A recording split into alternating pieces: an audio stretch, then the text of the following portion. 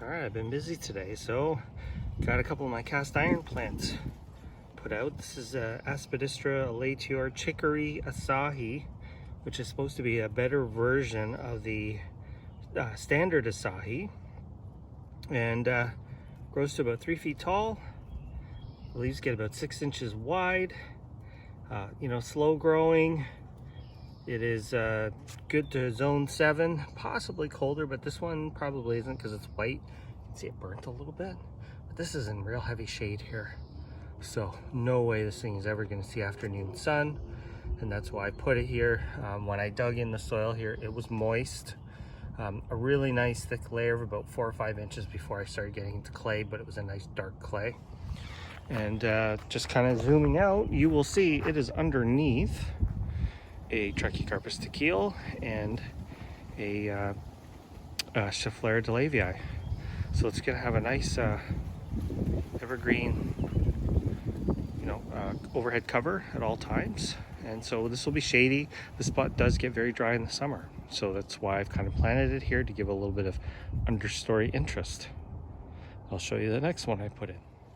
And here we are with Aspidistra number 2. This one is sichuanensis.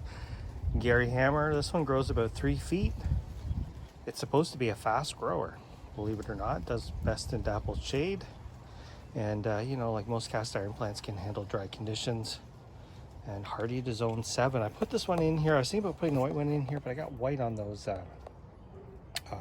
pierce behind it, so I thought maybe the polka dot ones would, because there's nothing really in here that's kind of polka dot, so a little bit of a different color. You can see this one's got a few different stalks. Supposedly this one is more snail resistant.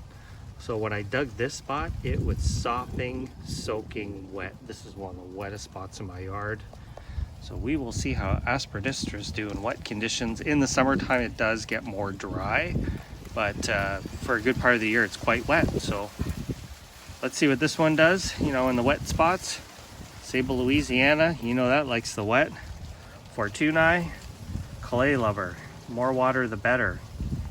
So right in here, and when I dug, it was just full of Trichocarpus roots.